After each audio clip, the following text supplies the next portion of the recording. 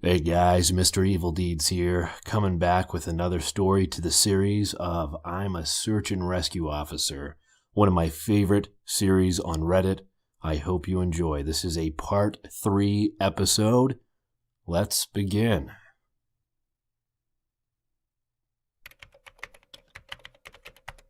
Well, once again, you guys have blown me away with all your staggering amount of responses to my stories. There's no way I can respond to each of you individually, so I'm just going to address some common things again, and then move on to the stories.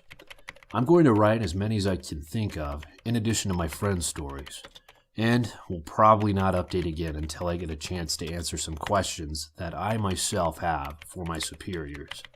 Alright, so the common questions I found you all had were, number 1, I'm not comfortable talking about where exactly I work. Unfortunately, in all reality, some of the things I've mentioned here could get me in a lot of trouble or even fired, so it's best if I just don't discuss too much. I will say that I'm in the United States and in an area that is comprised of a great deal of wilderness. We're talking hundreds of miles of thick forest with a mountain range and a few lakes. There is still a great amount of interest in the stairs. And luckily for you guys, my friend has a story that I think you'll be all very interested in.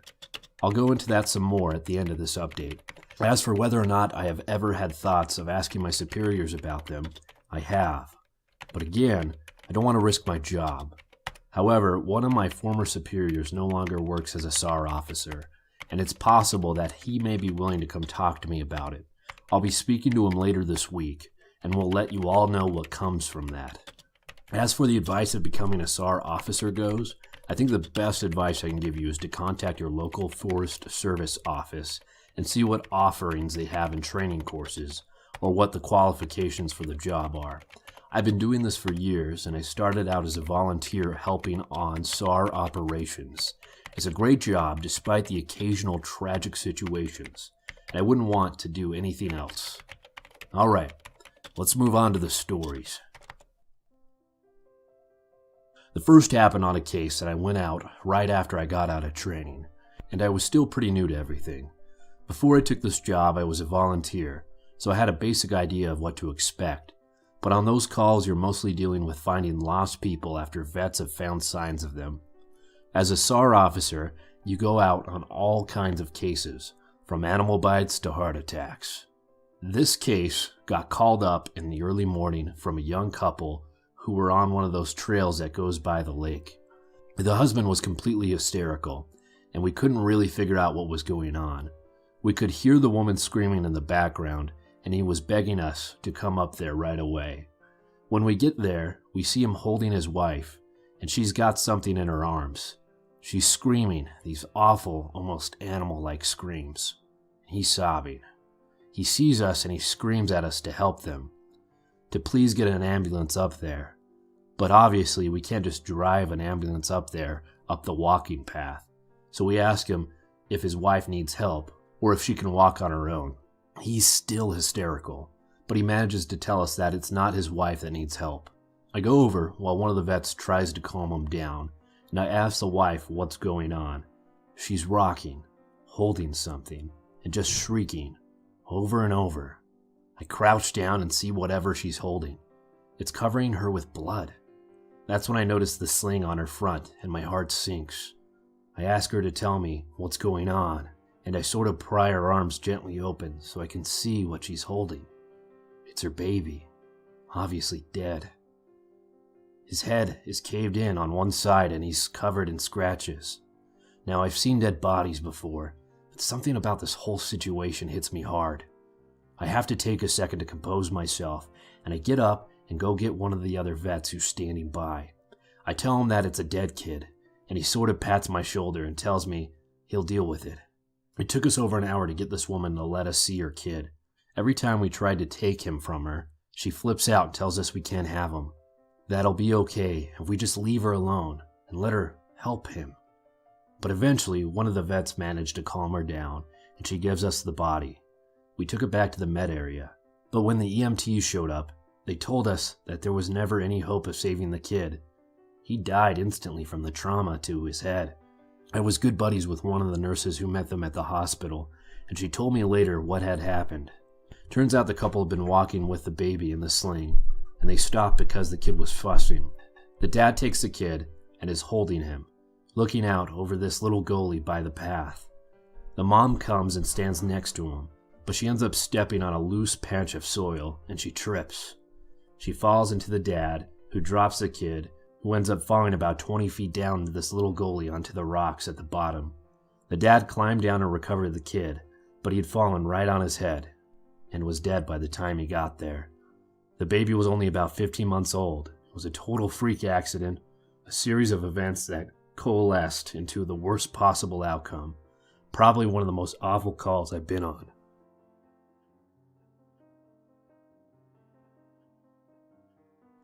Now, I haven't seen a lot of animal bites in my time as a SAR officer, mostly because there aren't many animals that come around the area. While there are bears in this area, they tend to stay pretty far away from people, and sightings are highly unusual. Most of the animals you'll see are the small ones like coyotes, raccoons, or skunks. What we do see frequently, though, are moose. Let me tell you, moose are nasty fuckers. They'll chase after anything for any reason, and God help you if you're between a female and its baby. One of the more amusing calls was of a guy who had gotten chased down by an absolutely massive male moose and was stuck up a tree. Took us almost an hour to get him down, and when he was finally on solid ground again, he looks at me and says, "God damn, them fuckers is big up close." I guess that's not really a scary story, but we still laugh about that one. Now, I honestly don't know how I had forgotten the story, but it is, by far, the scariest thing that has happened to me. I guess maybe I've tried so long to forget about it that it just doesn't come to my mind right away. As someone who spends literally all of their time in the woods, you don't ever want to let yourself get scared of being alone, or out in the middle of nowhere. That's why, when you have experiences like this, you tend to just forget about them and move on. This is, to date, the only thing that's ever really made me seriously consider if this job is the right one for me. I don't really like talking about this much, but I'll do the best I can to remember it all. As I recall, this took place right at the end of spring. It was a typical lost child call. A 4-year-old girl had wandered away from her family's campsite and had been missing for about 2 hours. Her parents were completely despondent and told us what most parents do. My kid would never wander away. She's so good about staying close. She's never done anything like this before. We assure the parents that we'll do everything we can to find her, and we'll spread out in a standard search formation. I was partnered with one of my good buddies, and we were sort of casually holding a conversation while we hiked. I know it sounds callous, but you do sort of get desensitized when you've done this for so long. It becomes the norm. And I think to a certain extent, you have to learn to desensitize yourself in order to work this job. We searched for a good 2 hours, going well beyond where we think she'd be. And we come out of a small valley when something makes us stop in unison. We freeze and look at each other, and there's almost a sensation, like a plane depressurizing. My ears pop, and I have this odd sensation of having dropped about 10 feet. I started to ask my buddy if he felt that, but before I can, we hear the loudest sound I've ever heard in my life. It's almost like a freight train passing directly by us, but it's coming from every direction at once, including above and below us. He screams, trying to find the source of the sound, but neither of us sees anything. Of course, my first thought is a landslide, but we're not near any cliffs, and even if we were, it would have hit us by now. The sound goes on, and we're trying to yell at each other, but even standing close together, we can't hear anything but the sound. Then, as suddenly as it starts, it stops, like someone threw a switch and cut it off. We stand there for a second, perfectly still, and then, slowly, the normal sound of the woods came back. He asked me what the fuck just happened, but I just kind of shrug. And we stand there, looking at each other for a minute. I get on the radio and ask if anyone just heard the end of the fucking world, but no one else hears it, even though we're all within shouting distance of each other. My buddy and I just sort of shrug it off and we keep going. About an hour later, we all check up on the radios, and no one's found the little girl. Most of the time, we don't search when it gets dark, but because we don't have any kind of lead on her, a few of us decide to keep going, including me and my buddy. We keep close together, and we're calling out for her every couple of minutes. At this point, I'm hoping beyond hope that we can find her, because while I may not like kids, the idea of being out all alone in this dark is awful. The woods can be intimidating to kids in the daylight. At night, well, it's a whole different beast. But we're not seeing any sign of her, or getting any responses, and around midnight we decide to turn around and head back to the rendezvous point. We're all around halfway back when my buddy stops and shines his light to the right of us, into a really thick deadfall, or a group of dead trees. I ask him if he's heard a response, but he just tells me to be quiet for a second and listen. I do, and in the distance I can hear what sounds like a kid crying. We head in the direction of the deadfall and go around it, calling her name over and over. As we get closer to the crying, I start getting this weird feeling in my gut, and I tell my buddy that something isn't right. He tells me he feels the same way, but he can't figure out what it is. We stop where we are and call the girl's name again, and at the same time we both figured it out. The crying is on a loop. It's the same little hitching sob, then wail, then quiet hiccup, repeat over and over. It's exactly the same every time, and without saying another word, we both take off running.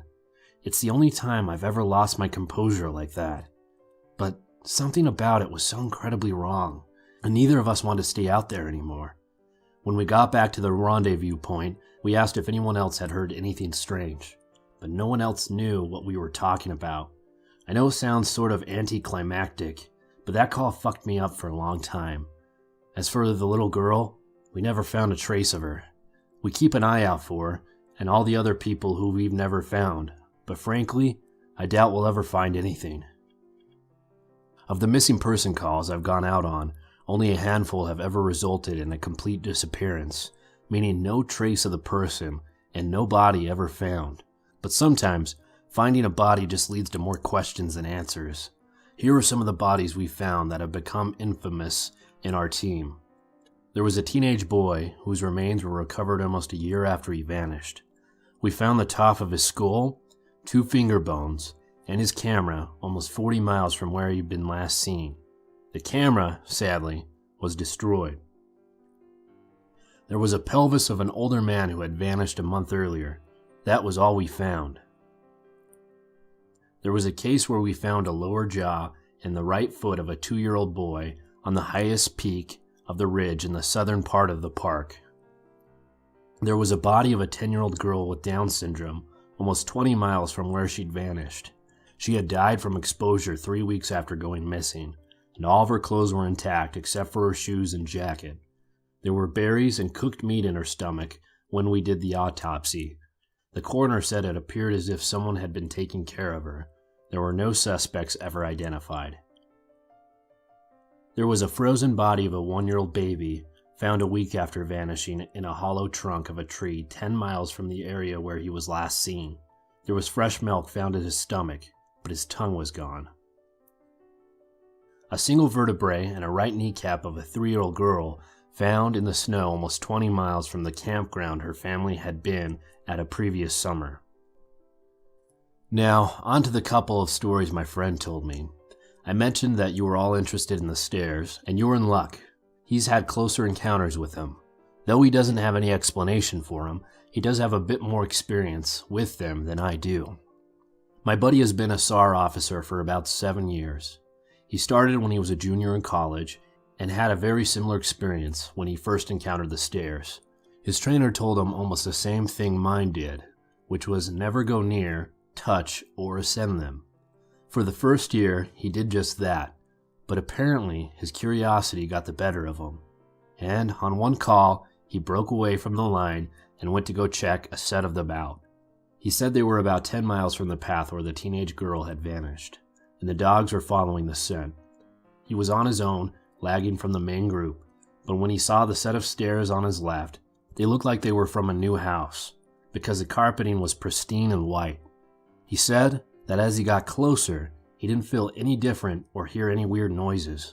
He was expecting something to happen, like bleeding from his ears or collapsing, but he got right up next to him and didn't feel anything. The only thing, he said, that was odd was that there was absolutely no debris on the steps. No dirt, no leaves, dust, anything. And there didn't appear to be any signs of animal or insect activity in the immediate area, which he found strange. It was less like things were avoiding them, and more like they would just happen to be in a relatively barren part of the forest. He touched the stairs. Didn't feel anything, except that sort of sticky feeling you get from new carpet. Making sure his radio was on, he slowly climbed the stairs. He said it was terrifying because the way that they had been stigmatized. He wasn't really sure what was going to happen to him. He joked that half of them expected to be teleported to some other dimension, and the other half was watching for a UFO to come swooping down. But he got to the top with little event, and he stood there looking around. He described it as a feeling you get when you were a part of a government building you had no business being in, as if someone was going to come and arrest you or shoot you in the back of the head at any second. He tried to brush it off, but the feeling got stronger and stronger, and that's when he realized that he couldn't hear anything anymore. The sounds of the forest were gone, and he couldn't hear his own breathing. It was like some kind of weird, awful tinnitus, but more oppressive. He climbed back down and rejoined the search and didn't mention what he had done. But he said the weirdest part came after. His trainer was waiting back at the welcome center after the search ended for the day. He had cornered my buddy before he could leave. He said his trainer had this look of intense anger, and he asked what was wrong. "You went up them, didn't you?" My buddy said it wasn't phrased as a question. He asked how his trainer knew. The trainer just shook his head. "Because we didn't find her. The dogs lost her scent." My buddy asked what that had to do with anything. The trainer asked how long he'd been on the stairs. My buddy said no more than a minute. The trainer gave him this really awful, almost dead-eyed look and told him that if he ever went up another set of stairs again, he'd be fired immediately. The trainer walked away, and I guess he's never answered any of the questions my buddy has asked him about it since. My buddy has been involved in a lot of missing persons cases, where there's never been a trace of them found. I mentioned David Paulides, and my buddy said he can confirm that those stories are, for the most part, accurate. He said that most of the time, if the person isn't found right away, they're either never found, or they're found weeks, months, or years later in places they can't possibly have gotten to. One story he told me that really stood out and involved a 5-year-old boy with a severe mental disability. The little boy vanished from a picnic area in the late fall. In addition to the mental disability, he was also physically handicapped, and his parents explained over and over that he simply could not have vanished. It was impossible. Someone had to have taken him. My buddy said they searched for this kid for weeks, going miles out of the accepted range, but it was like he'd never been there. The dogs couldn't pick up his scent anywhere, not even in the picnic area where he'd apparently vanished from. Suspicion fell on the parents, but it was pretty clear that they were devastated and hadn't done anything sinister to their kid. The search was concluded about a month later, and my buddy said everyone had pretty much forgotten it later in the winter. He was out on a training op in the snow on one of the higher peaks when he came across something in the snow. He said he saw it from far away at first, and when he got closer he realized it was a shirt, frozen and sticking partway out of the powder. He recognized it as belonging to the kid because it had a distinctive pattern. About 20 yards away he found the kid's body, laying partially buried in the snow. My buddy said there was no way the kid had been dead for any more than a few days, even though he had been missing for almost 3 months. The kid was curled around something, and when my buddy brushed off the snow to see what it was, he said he almost couldn't believe what he was seeing. It was a big chunk of ice that had been carved crudely to look sort of like a person. The kid was holding it so tight that it had frostbite in his chest and hands, which my buddy could tell even with the decay that had taken place. He radioed the rest of the crew, and they took the body off the mountain. Now, he recapped all of this for me and put it simply. There was no way this kid could have survived for almost 3 months on his own, or had gotten to this peak. There was no physical way that this child could have walked almost 50 miles and ended up on top of a goddamn mountain. To top it off, there was nothing in the kid's stomach or colon. Nothing. Not even water. It was like my buddy said, the kid had been taken off the face of the earth, put in suspended animation, and dropped on this mountain months later, only to die of exposure. He never really gotten over that one. The last story I'll share from him was one that took place relatively recently, only a few months ago. They were out doing a recon for mountain lions, because there have been several reports of sightings in the last couple days. One of the jobs was to scout out the areas where the animals had been seen to ensure that if they are in the area, we can warn people and close off those trails. He was out on his own in a very heavily forested part of the park toward dusk when he heard what sounded like a woman screaming in the distance. Now, as most of you know, when a mountain lion screams, it sounds almost exactly like a woman being brutally murdered. It's unsettling, but far from abnormal. My buddy radioed back and let the ops know that he'd heard one, and that he was going to keep going to see if he could figure out where its territory started. He heard the mountain lion scream a couple more times, always the same spot, and determined the approximate area of the mountain lion's territory. He was about to head back when he heard another scream, this time within only a few yards of him. Of course, he freaks out and starts heading back at a much faster pace, because the last thing he wants to do is run into a goddamn mountain lion and get mauled to death. As he got back on the path and started heading back, the screaming followed him, and he broke into a jog. When he was about a mile from the ops, the screaming stopped, and he turned around to see if it was following him. It was almost night by this point, but he said in the distance, just before the path rounded a corner, he could see what looked like a male figure.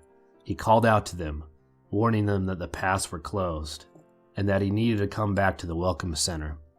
The figure just stood there, and my buddy started to walk over. When he was about 10 yards away, the figure took, as he described, an impossibly long step toward him and let out the same scream my buddy had been hearing. My buddy didn't even say anything.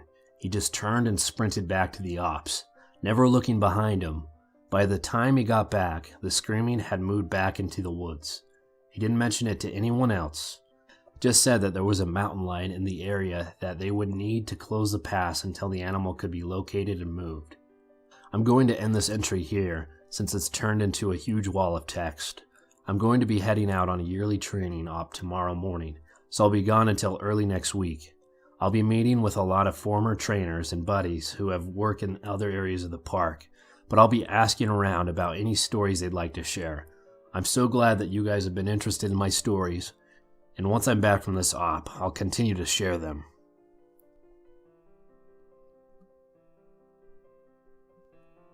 Well guys, glad I got this out here, one of my favorite series on Reddit. You guys have a great night. Sleep tight.